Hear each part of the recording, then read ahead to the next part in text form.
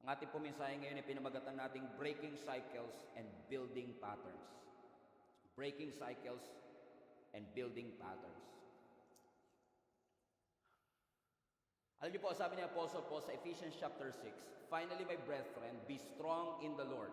Put on the full armor of God so that all of you will be able to withstand all the schemes of the enemy." Maliwanag po ang sinasabi ni Apostle Paul sa atin. Magpakatatag daw po tayo.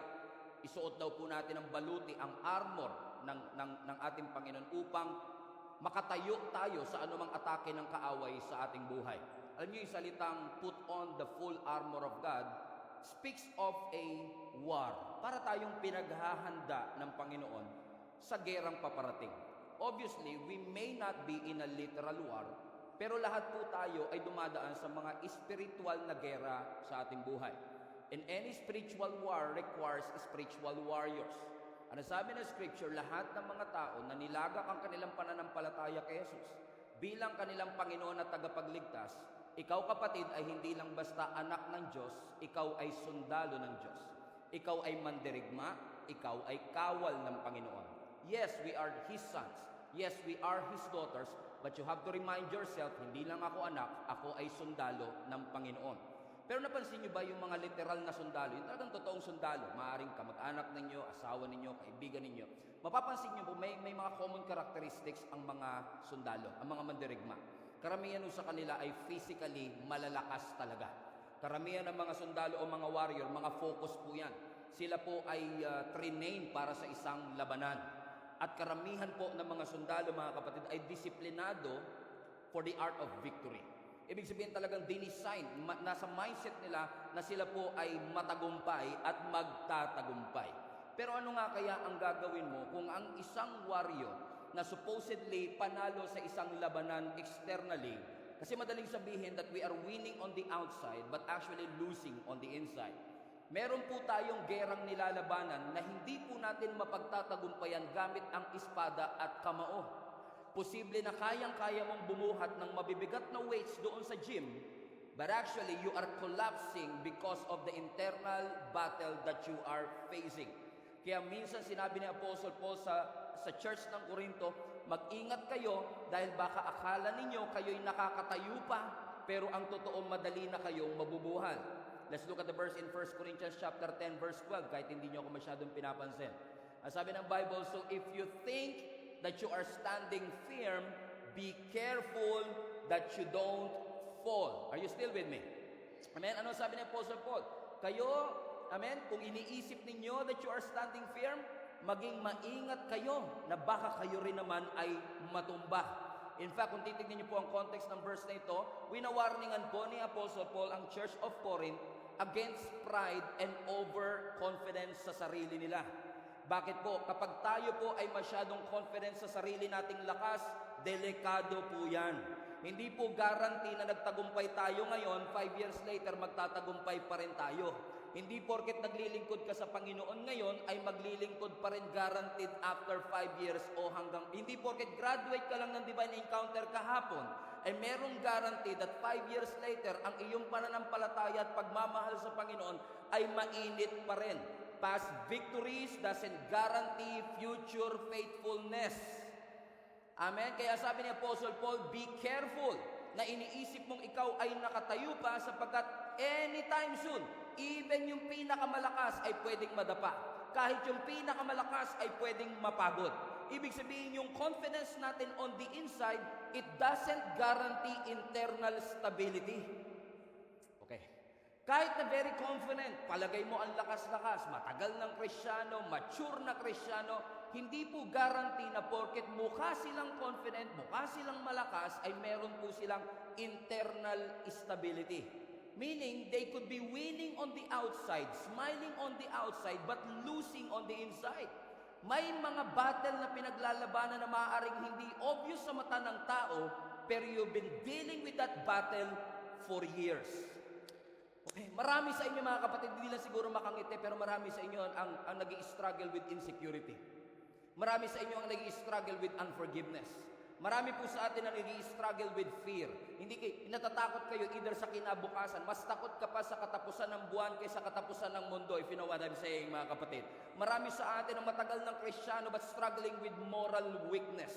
Meron tayong mga lihim na bisyo, lihim na mga kasalanan. Nahihiya tayong ihatid ito sa liwanag sapagkat paano na lang, ano na lang ang sasabihin ng mga tao sa akin dahil ako ay nag-i-struggle with this addiction. Ako ay nag-i-struggle with compromise. Ako ay nag-i-struggle with dishonesty. Or for some people, posibleng dumadaan po tayo sa internal battle kung saan nakakaranas tayo ng spiritual weakness. 10 years being a Christian but prayerless. Not reading their Bible. Not praying to the Lord. I'm not trying to judge you. I'm not trying to condemn you. I'm just trying to be honest with you na hindi porket lagi mo nakikita sa church ay walang pinagdadaan ng struggle sa kanilang mga puso. Anong ibig ko sabihin? Strength on the outside doesn't guarantee stability on the inside. Amen? Yung strength on the outside, hindi porket malakas tayo externally, ay hindi na tayo pwedeng maging mahina internally. You can be mighty in public, but miserable in your inner battle. Miserable in your heart. Bakit? Kahit pumalakas, katulad ni Samson, pwedeng bumagsak. Pamilyar naman tayo sa buhay ni Samson, di ba? Si Samson mo, mga kapatid, is mighty on the outside, but we know, kahit si Samson ay malakas, sabi nila, sabi ng Bible, siya ay physically strong, walang makakapantay sa kanyang physical strength, pero alam natin that on the outside, he was strong, but on the inside, he was weak. Sino ang kanyang kahinaan? Ano ang kanyang kahinaan? Babae ang kahinaan ni Samson. Sabi mo sa katabi mo, mukhang ikaw yung tinutukoy. Amen? Kung titignan nyo ang scripture, ang sabi ng Bible, kayang-kaya niyang i-tear down ang city gates. Pero hindi niya kayang i-shut down yung kanyang sariling fleshly desire. Si David, for example, si David has a military might. Alam natin si David, 5 feet ang height, pero kaya niyang pabagsakin ang 9'6" na si Goliath. Dwarf versus giant, David versus Goliath, kayang-kaya ni David. Pag titignan mo si David, pwede mo sabihin, grabe, nakakahanga siya. Si David ang aking biblical hero.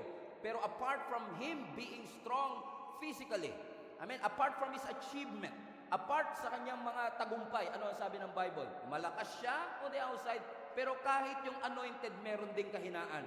Ano ang kahinaan ni David? Pareho ni Samson. Babae din. Sabi mo sa katabi mo, strike 2 ka na. Bakit? Mahirap. Ang pinakamahirap na laban ay hindi laging external. Hindi laging visible. Ang pinakamahirap na kalaban, internal battles. Napakahalaga po mga kapatid that we pray to the Lord that God will enable us to be strong in our faith to the Lord. Kailangan talaga, Lord, isurround mo ko. Let the fruit of the Holy Spirit be with me. Dapat lagi nandun yung love, yung patience, yung loving kindness, yung faithfulness, because I don't want to fall.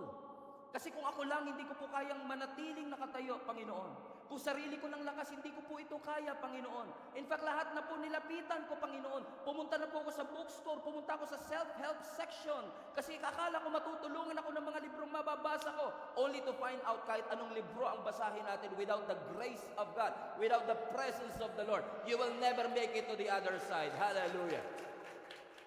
Amen? That's why we need the grace of the Lord. That's why we need discipline. That's why we need good habits. Amen. That will intensify yung plano ng Panginoon sa ating mga buhay. Look at this verse in Proverbs chapter 25 verse 28. Everybody read. A man without self-control is like a city broken into. Okay, look at the verse again. Ang bansa daw pong walang flood control. Okay, mali. A man, mali. Okay, self-control pala yun. Okay, ulit, mali. Okay, sorry. Okay. Mali ako nabasa. Balita pala yun. Okay. A man without self-control is like a city broken into. Ano ang sabi ng Bible? Ang isang tao daw kung walang pagpipigil sa sarili, ang isang taong walang disiplina ay parang bahay na nakabukas ang pintuan. Parang isang bahay na walang pader at walang bubong. Ano ibig sabihin mga kapatid? Napakahalaga that we really need discipline. We really need good habits. Amen? Para madala tayo dun sa plano ng Panginoon sa ating buhay. Bakit? Maganda ba plano ng Panginoon sa atin? Yes. And God has a great plan for your life. In fact, you could be a warrior, but kahit warrior ka, if you're trapped with the bad habits, you're trapped with your addiction, you are trapped with your bad character, hindi mo ma-maximize yung bagay na gusto sanang iparanas ng Panginoon sa iyo. Mas malayo pa sana ang pagdadala ng Panginoon sa iyo. Mas marami pa sanang gustong ipakita ang Panginoon sa iyo. Gusto mo naman, gusto rin ni Lord, pero ang totoo, alipin tayo ng ating mga habits. Alipin tayo ng ating mga kasalanan at alipin tayo ng ating mga addiction. Ibig sabihin, pwedeng talented tayo pero trap tayo sa vicious cycle. Pwedeng mahusay talaga tayo pero addicted. Pwedeng powerful tayo but we are struggling. At ang tanong mo, Pastor, bakit po nangyayari ito? O mati naman po ako ng divine encounter. Ginawa ko naman po ang lahat para ako'y makalaya. At ang sabi ng Panginoon sa kanyang Biblia, ako ay malaya na. Yan po ay aking pinanghawakan. Ako ay malaya na. Pero bakit ganon, Pastor? Parang feeling ko, ang ganda-ganda ng plano ng Diyos sa buhay ko. In fact, pinag-pray ko na rin nga kay Lord, Lord, gusto kong bumait. Kinanta ko pa yun, Lord. Pero hindi ko pa rin magawa. Hanggang ngayon, trap pa rin ako sa anger. Trap pa rin ako dun sa unforgiveness. Hanggang ngayon, naiinggit pa rin ako. Hanggang ngayon, kinukumpare ko pa rin ang aking sarili. Hanggang ngayon, minsan, pabaya pa rin ako. People-pleasing pa rin ako. Andun pa rin yung lust, yung pagnanasa, LUST. Nandun pa rin yung addiction. Nandun pa rin yung compromise. Nandun pa rin yung overthinking. Tamad pa rin ako. Nandun pa rin yung pride. Nandun pa rin yung grade 12 na po yung grade ko, Pastor. Grabe, gusto kong lumaya sa bitterness. Gusto kong lumaya kasi alam ko maganda ang plano ng Lord sa akin. I am a warrior trapped in my habits. I am a warrior and anointed but I have a weakness. I am a warrior but I am limited by my habits. Why do these things happen to me? Sinabi ko naman kay Lord, susunod ako sa Kanya. Sinabi ko naman sa Panginoon, ibibigay ko ang aking buhay. But you know what, mga kapatid? Our life is not defined by our big decisions. Our life is defined by our daily surrender to the Lord. Magandang sabihin na sa 2026, susunod na ako sa Panginoon. Magandang desisyon. Malaking desisyon yan. Malaking desisyon na sabihin mo maglilingkod ka na sa ating Panginoon. Maganda at malaking desisyon na sabihin mo every Sunday magsisimba na ako. But you are not defined every Sunday. You are not defined by your life and your commitment every Sunday. We are defined by our life every single day. Alam niyo sa Bible, sa Judges chapter 13 verse 16, merong Bible character na ang pangalan ay Samson. Si Samson, mga kapatid, is a powerful judge. Iba po yung judge noon sa judge ngayon. Yung judge kasi ngayon nasa judiciary system natin. Pero yung judge nung unang panahon, parang sila yung tumatayong leader, presidente. At si Samson is actually a powerful judge. In fact, nung ipinanganak si Samson, he was born out of a miracle. Baog ang kanyang nanay, but supernaturally. Amen? Nanganak itong nanay na ito dahil sa miracle ng ating Panginoon. At dahil si Samson ay bunga ng isang milagro, ang sabi ng nanay niya, ide-dedicate ko ang anak ko sa Diyos. Gagawin ko siyang Nazirite. Mahirap, complicated yung salitang Nazareth, pero ang ibig sabihin lang yan, ibibigay ko ang buhay ng anak ko sa Panginoon. Marami siyang mga hindi gagawin bilang pagtanaw ng pagpaparangal sa Diyos na nagbigay sa akin. Ibig sabihin, he was set apart from birth. At sabi ng Bible, kapalit ng pagiging set apart, kapalit ng kanyang pagiging Nazirite, binigyan siya ng Diyos ng regalo.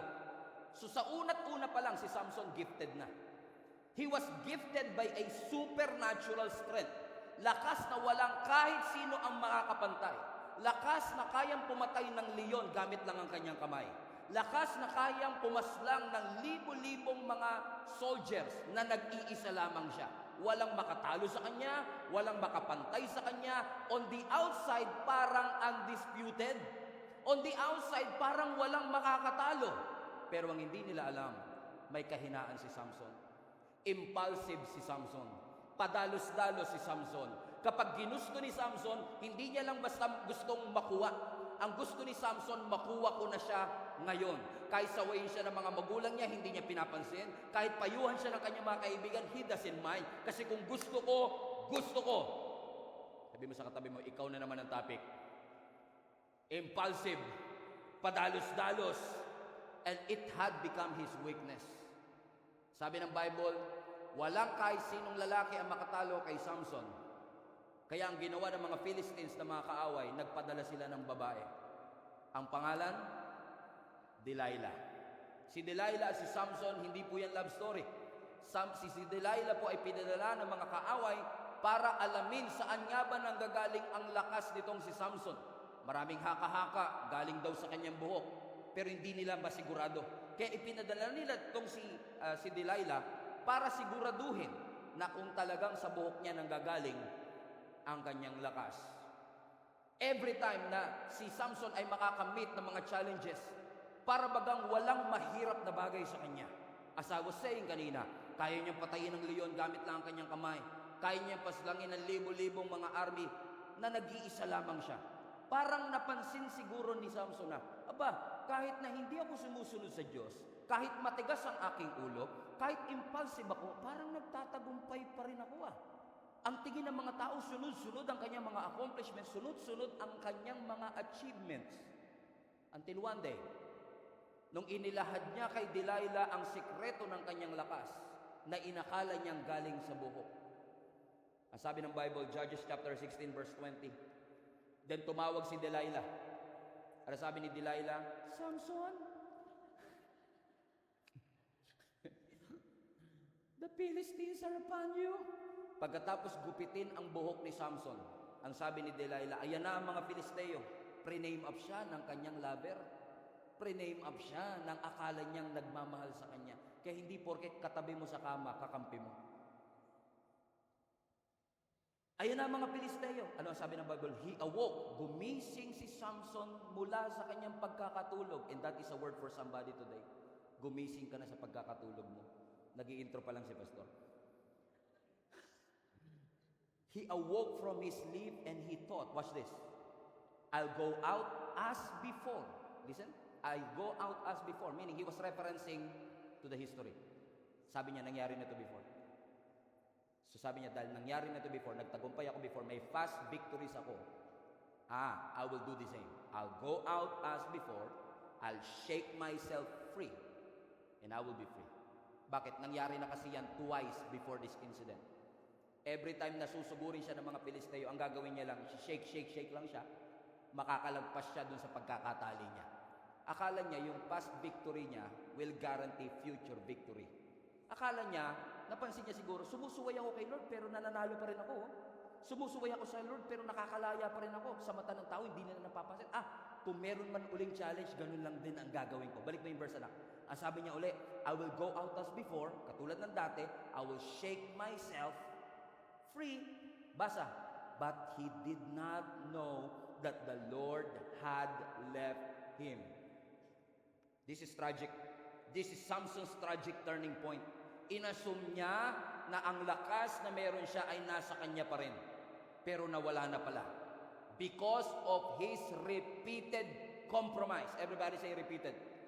Ano ang ibig sabihin po ng repeated? Tagalogin po natin ang repeated. Tagalogin po natin ang repeated. Tagalogin po natin ang repeated. Tagalogin po natin ang repeated.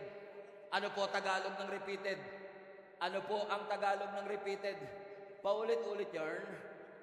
Sabi ng Bible, wala siyang kamalay-malay, iniwan na siya ng lakas niya. So, yung reference niyang dati, nagtatagumpay ako, ginulat din siya. Kasi akala niya yung past victory will guarantee future victories, pero it doesn't work that way. Bakit? Yes, nagdesisyon ang kanyang nanay na iaalay ang kanyang buhay sa Diyos. Yes, he was a Nazirite. Yes, meron siyang big decision, may covenant sa Diyos. Pero meron din siyang araw-araw na compromise na naghatid ng pagkakawala ng presensya ng Panginoon sa kanya. As I was saying earlier, your life is not shaped by your big decisions. Your life is shaped by your daily repetition.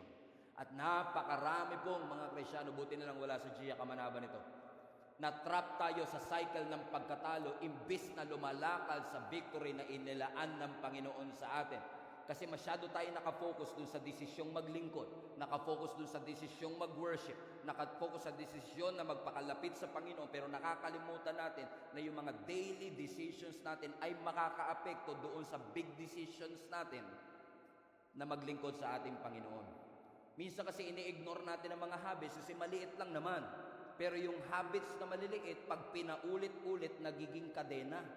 pwedeng magtali sa atin at magugulat na lang tayo, trap na tayo sa isang cycle. Katulad ng mga Israelites. Amen? They've been in the wilderness for 40 years. Akala nila masaya pa sila. Akala nila they are moving forward. But actually, kung titignan mo on the outside, they are not moving forward, they are moving around. Paikot-ikot sila with the same wilderness, with the same complaining, with the same attitude, with the same habit. Hindi nila namalayan, 40 years na. Why? They were trapped. Everybody say nakakulong. They fell into the cycles of rebellion. Ano pa ba kayo? They fell into the cycle of complaining. Amen? At kapag ang isang tao ay na-trap doon sa cycle, minsan wala kang alam doon, no? You are trapped in a cycle, para ka nag-treadmill. Napagod ka pero wala ka napuntahan.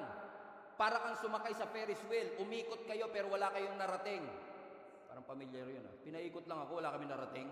Amen? Bakit? You're trapped in a cycle. And you don't even know it. Katulad ng mga Israelites, they were trapped in a cycle of rebellion. Akala nila gumagalaw naman kami, okay pa, pero hindi nila alam. They were just moving around. Ang ganda ng plano ng Panginoon sa kanila. Ang ganda ng pagdadalhan ng Lord sa kanila. From Egypt all the way to the promised land. But they were trapped in a cycle of what? Of complaining. They were trapped in a cycle of what? Amen? Of the wilderness. Of their bad attitude. Of their bad intentions. Bakit? Hindi porket malaya ka sa isang area, guarantee na malaya ka sa lahat ng area.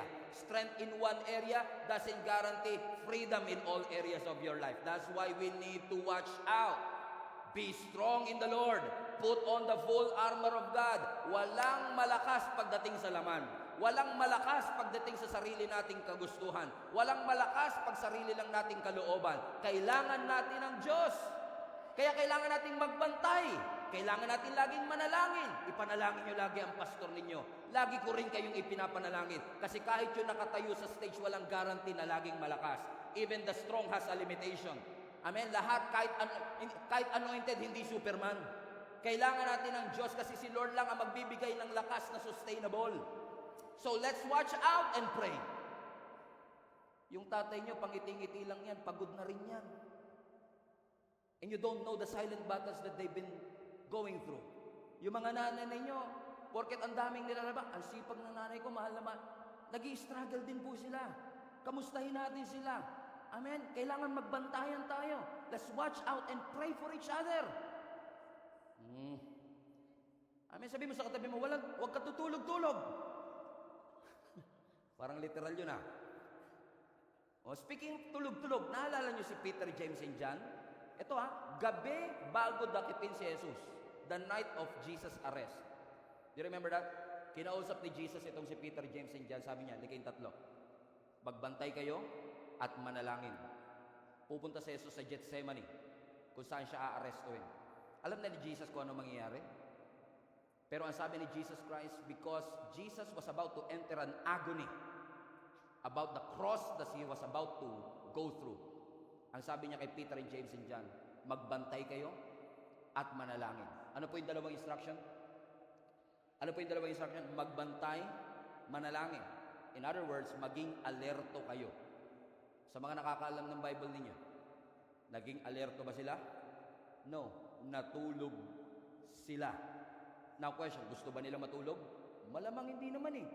Kasi di ba ayaw naman nating ma-fall tayo sa cycle. Ayaw naman ng tao na magkasala siya sa harapan ng Panginoon. Pero, yun nga gusto mong bumait. Ginawa mo na lahat, hindi pa rin magawa talaga. Bakit? Kasi pakiramdam mo, gusto ko naman. Naniniwala ako si Peter, James, and John. Ayaw naman nilang tulugan si Lord. Pero yun nga lang talaga minsan, pag kinapitan na ng demonyo yung mga mata mo, kahit anong dilat mo talaga. Nararanasan nyo ba yan minsan? Pupunta ka sa church, sabi mo, naniniwala ako may salita si Lord na ibibigay sa buhay ko. Naka 5 minutes pa lang yung pastor eh. Kumapit ka, pero tulog. Amen. Kasi may mga demonyo itong nakasabi sa pilik mata mo, ginaganon eh. Pagka yung mata mo, kasi liit pa ng mata mo, yung mata mo, kasi liit ng mata ko, madaling i-close yan eh. Pero ikaw, pipilitin mo. Bakit? Kung ikaw lang, gusto mong sumunod. Pero pag laman ang pag-uusapan, walang malakas pagdating sa laman. So itong si Peter, James niya, gusto naman nilang gising, kaso nakatulog. Gusto mo naman makinig, nakatulog. Gusto mo umatin, pagod talaga eh. Nakatulog. Ano ang sabi ng Bible? Sa Matthew chapter 26. Watch and pray. Jesus is alive, Kamanaba. Magbantay at manalangin that you will not fall into temptation. Because what? The spirit is willing, but the flesh is weak. Gusto mo naman. Naniniwala ako we mean well. Naniniwala ako gusto natin yung transformation. Pero napafrustrate din tayo because the spirit is willing, but the flesh is weak. So let me tell you this. What if ang tunay na battle ay hindi talaga yung battle sa kasalanan mo, hindi talaga yung battle sa addiction mo, hindi talaga yung battle kung inaanto ka o hindi, kundi ang tunay na battle, hindi yung mali, hindi lang yung habits, kundi ang tunay na battle ay yung mga kasinungalingang pinaniwalaan natin. Na kaya tayo trap, hindi dahil hindi natin gustong magbago. Na kaya tayo trap, dahil wala tayong intensyon na sumunod kay Lord. May intention ka. Gusto mong sumunod sa Panginoon. So it's not really the issue. So the issue here, the real fight is not really the habits that you want to overcome. The real issue is the lies, kasinungalingan na iyong pinaniwalaan. Habang buhay ka ng ganyan, pinaniwalaan mo yun. That's not true. That's a lie. Hindi totoo yun. Pero kaya ka nakapag-form ng habit because you believe that lie. Ito lang po kasi talaga paraan ko, Pastor, para makakope up ako sa stress. Kaya ako ito ginagawa. Kasi lagi po akong stress. At ito po ang paraan para mawala yung stress ko. That's not true. That's a lie. Pinamper mo lang yung habit. Tinolerate natin ang habit. Pero hindi totoo na yan lang talaga ang solusyon sa stress. Hindi totoo na yan talaga ang solusyon sa mga bagay na Ibig sabihin, when we do these things, ginagawa ko to kasi nai-stress ako. Ang tunay, ibig sabihin, meron talagang legitimate na pangangailangan. Ano yung legitimate na pangangailangan? You feel that stress. You feel anxious. You feel afraid. And then, you started to believe in the lie, yan lang ang paraan para ikaw. Yan lang ang paraan mo to cope up. Ganito na talaga ako, Pastor. Wala na po. Ganito na po talaga ako. Hindi ho. Hindi ka adik. Walang ipinanganak na lasing agad. Tapos sabi, eto na po talaga ako. Nung pinanganak ka ba, lasing ka na kagad?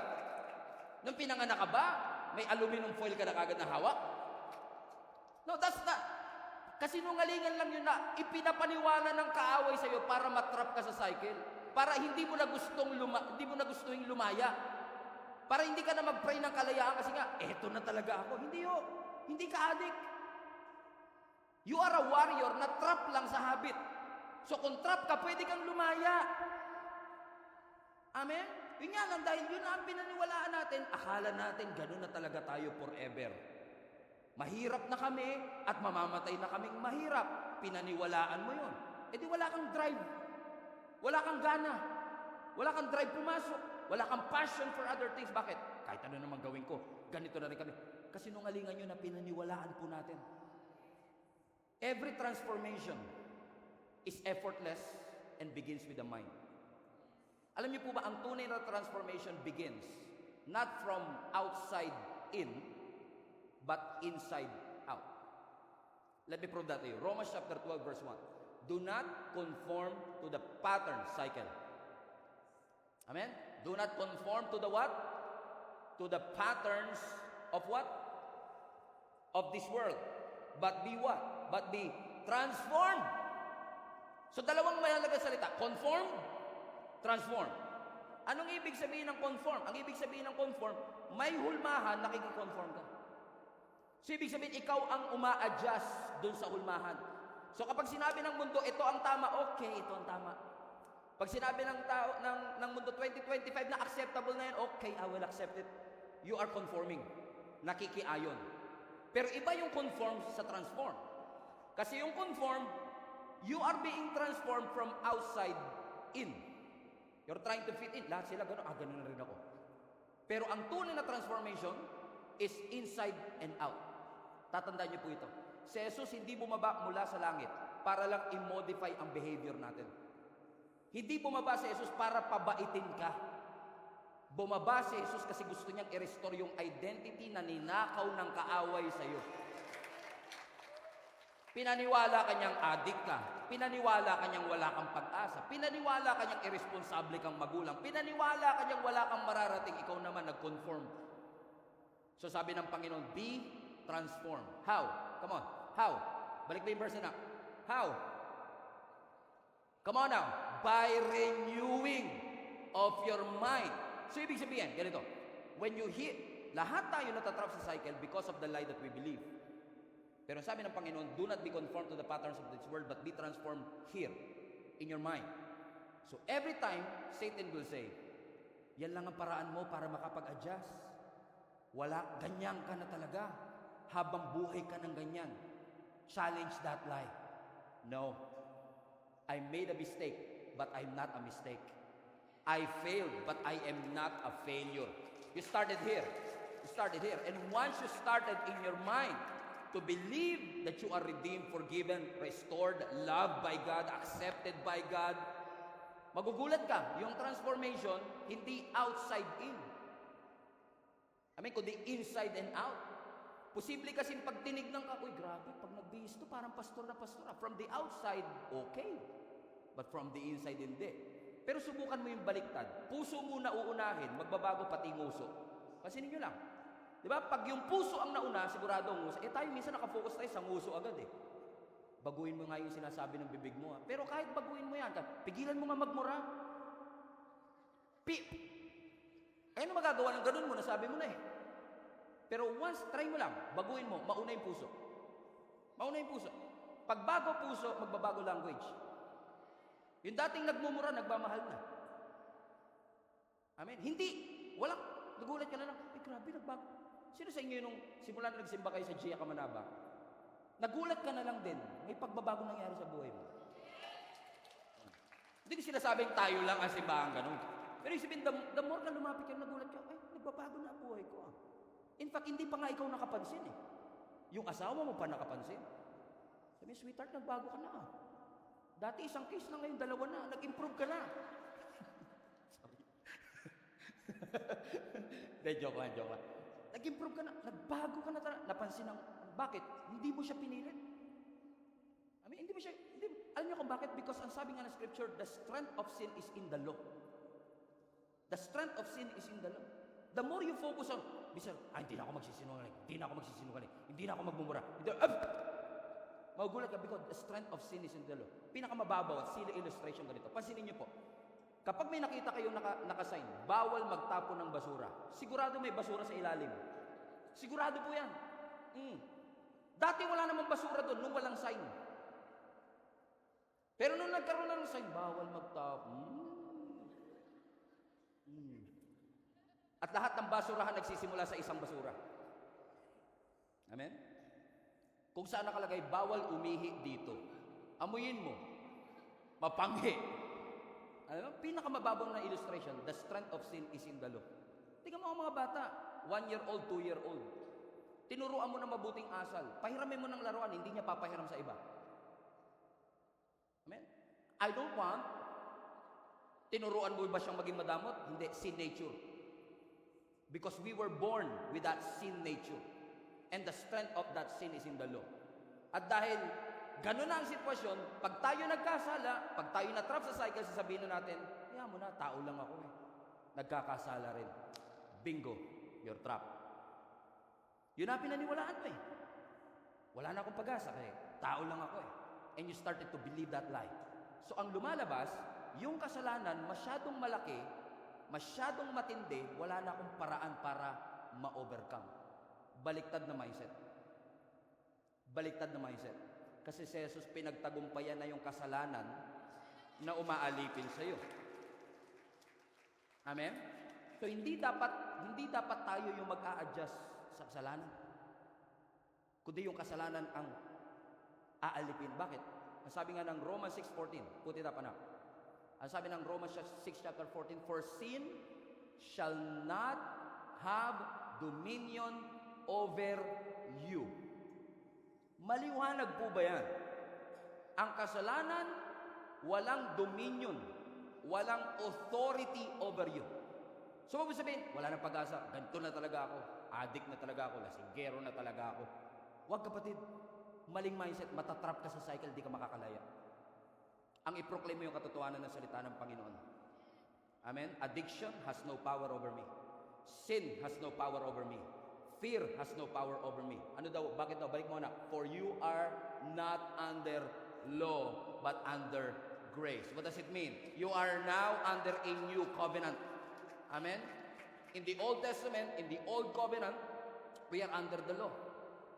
Amen? We have to follow His command. Alam mo, yung mga Israelites are so religious in following the commandments of the Lord. I mean, they are following more than 600 commandments. Tayo 10, yung major. Hindi pa masunod. Sino sa inyo nasusunod po ninyo ang 10 commandments perfectly?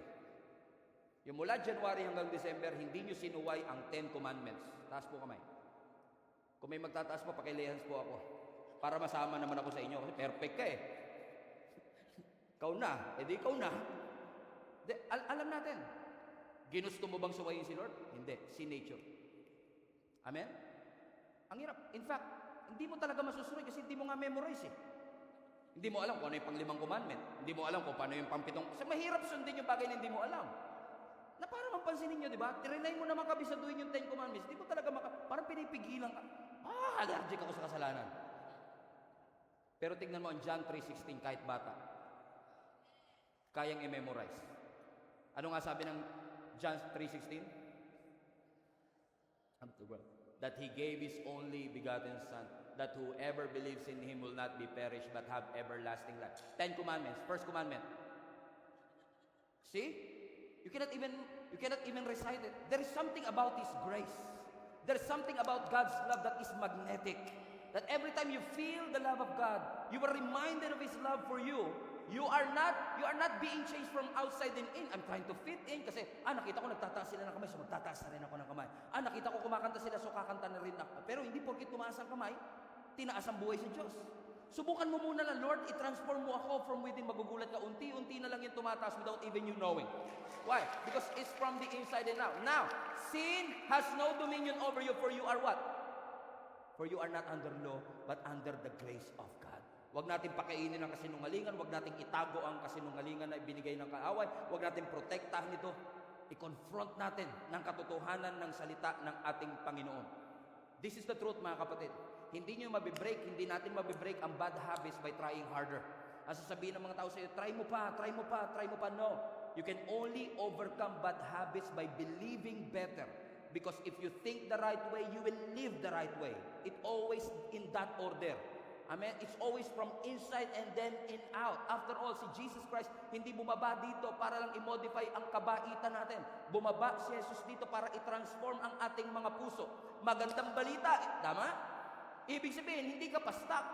Ibig sabihin, hindi ka pa doomed. Ibig sabihin, may pag-asa ka pa. Ikaw lang ay warrior na trap ng bad habit, but the Lord has promised us, because of His name that is so powerful, He is able to break every cycle. So in the name of Jesus, I want to pray na i-break ng Lord ang cycle of anger, ang cycle of unforgiveness, ang cycle of bitterness, ang cycle ng disobedience. Pero hindi lang i-break yung cycle, but Lord, develop a new pattern in my life. A pattern of obedience, a pattern of community, a pattern of accountability. Yung pattern na maglalapit sa akin, sa iyo, Panginoon. Pattern of reading the Word of God, a pattern of praying every single day. So hindi lang i-break yung cycle, Lord, develop a new pattern in my life. Everybody say, develop it, Lord. Develop it, Lord. Develop it, Panginoon. Right? Tulad ni Samson, kawawa naman. Gifted. Pero nasan si Samson ngayon? Alipin. Bulag pa. Sabi ng Bible, yung mga Philistines, dinukot yung kanyang 2 mata. He was completely blind, captured, alipin ng mga kaaway. And I submit to you, siguro nung nandun si Samson, alipin ng kanyang mga kaaway, siguro dun lang din na-realize ni Samson na hindi dahil sa buhok ko kaya ako nakakasurvive, kundi sa lakas ng Panginoon. Kasi kahit na Wala naman nagbago sa physical na pangangatawan niya. Nabulag lang siya.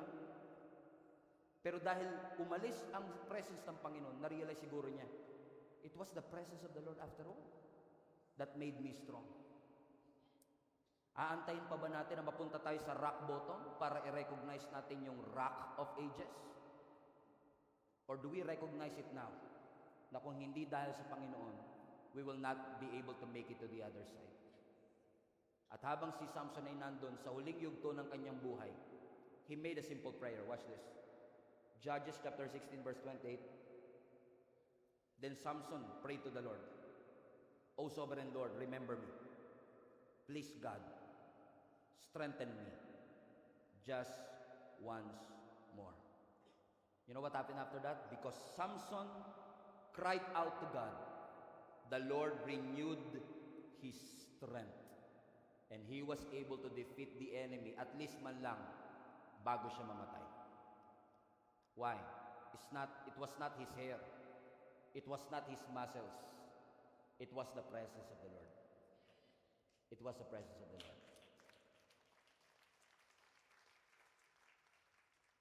And mind you, si Samson ay under ng old covenant. We are under the new covenant. Ibig sabihin, when Jesus Christ rose again from the dead, nakita niyo yung baptism kanina? Live yan, doon sa labas. Water baptism. Pansinin niyo sa water baptism, no? Hinihiga natin yung tao sa tubig. Parang nire-replicate natin na si Jesus namatay. Nakikiisa ka sa pagkamatay ni Jesus, tapos ilulubog ka sa tubig ng 5 hours, di ba? Talagang diretso ka niya. Just kidding, pero hinihiga ka, lumulubog ka for 1 second, then pag-ahon mo. It was symbolic that Jesus died, buried, and rose again. So every time na pumupunta ka sa ilalim ng tubig, you are doing a gesture na iniiwan mo yung luma mong pagkatao. At pag-ahon mo, you are a new creation. And the same power that rose Jesus from the grave, yung kapangyarihan na bumuhay kay Jesus mula sa pagkamatay, ang sabi ng Bible, the same power that rose Jesus from the grave is the same power that is in you.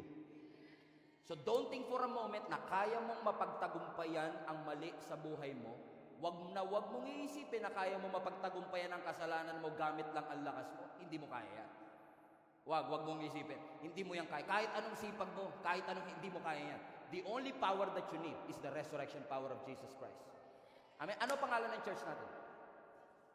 Ano pangalan ng church natin? Pansin nyo ba yung signage natin, hindi nakalagay Jesus is a live church o Jesus is a live community? Pinatanggal ko talaga yung church at community.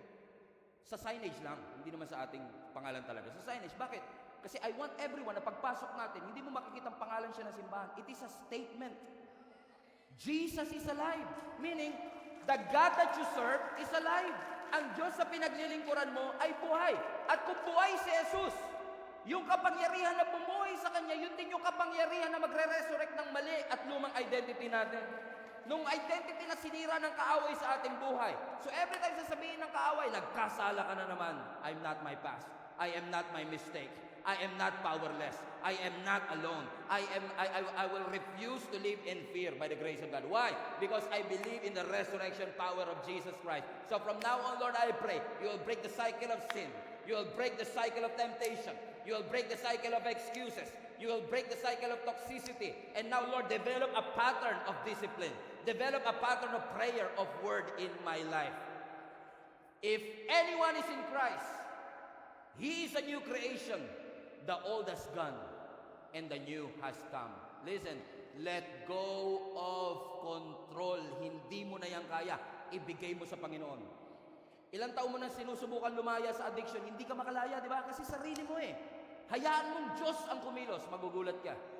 Babaguhin ka ng Panginoon. Everybody read James 4:7. Submit yourselves then to the Lord. Resist the devil, and he will flee from you. Tignan nyo yung bandang kanan. Ano sabi sa bandang kanan? He will flee from you. Sino sa inyo gusto nyo mangyari po yan? Naiwanan na kayo ng dyablo. Ayaw nyo pa, parang minahal nyo na. Sino sa inyo, ayaw nyo na ng Diablo? You want the devil to flee. Lumayas!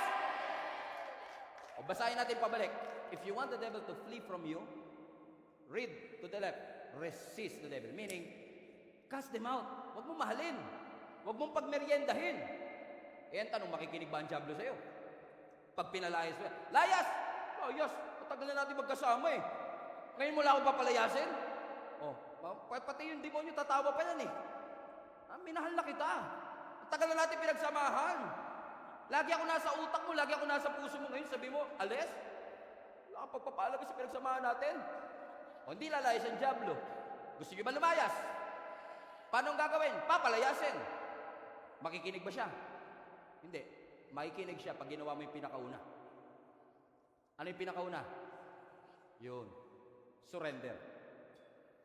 Bigay mo na. Kasi ang sabi ng Bible, tignan nyo ha, gusto mo i-resist? Gusto mo i-resist ang devil? Yes, mangyayari lang siya after ng surrender. After ng submission. So, ang sinasabi ng Bible, surrender to the Lord. Yan, paradoxical yan. Ano ko bakit? Sa military, pag sumuko ka, talo ka. Pero sa kingdom, pag sumuko ka, always panalo. Always panalo ka dyan. Bakit? Ang sabi ng Lord, surrender. Antok ka na mag-drive, ayaw mo pabigay manibela. Ayoko sabihin nila mahina ako eh. Pag antok ka na at binigay mo yung manibela doon sa driver na gising, hindi yun senyalis ng kahinaan. Senyalis yun ng wisdom. Ibig sabihin, nag-iisip ka pa. Dahil ayaw mo mapahamak. So every time we let go of the control and entrust it to the Lord, it's not a sign of weakness when you surrender to God. Amen? You know what I admire about the church in general? Amen? Ang dami-daming, ang lalaki ng muscle. Pero pag nagtaas ng kamay, ang taas. Pag umiyak, they don't mind kung ano sasabihin ng iba. Paradoxical, di ba? Malakas ka, di ba? Ba't ka umiiyak? Lalaki ka, bakit ka umiiyak? Pakialam ko sa'yo. Sumusuko ako ng buhay ko sa Panginoon eh. Bakit? I surrender my life to the Lord. Amen? Because that's the only way for you to overcome. That's the only way for you to have the authority, what? To resist the devil. Ang sabi ng mundo, higpitan mo pa, hawakan mo pa, huwag mo pakawalan. Ang sabi ng Diyos, let go. Ang sabi ng Panginoon, surrender. Sumuko ka na, trying to fix yourself. Hindi ikaw ang superhero ng pamilya. Si Lord dapat ang Savior. Ikaw ba yung namatay? Ikaw ba yung pinako? Ikaw ba yung nabuhay na maguli? Don't try to be Jesus. Amen? Entrust your whole family. Napapagod ka, trying to be a superhero in your family. Sabi ng Lord, let go. Come to me, all of you who are burdened, and God will give you what? He will give you rest. Rest in Him. Surrender your life to the Lord. Have a posture of surrender and say, Lord, kuha ko lang. Hindi ko na po kaya. I've tried for 7 years. It did not work out. I've read a lot of books, listened to a lot of podcasts, listened to a lot of preaching. Walang pagbabago buhay ko. And now I realize, kaya pala, I'm trying to work it out based on my own effort without realizing that real transformation is really effortless because it is the resurrection power of the Lord who works in me that will change my heart, change my life, and eventually change my behavior. Every head bow, every eye closed.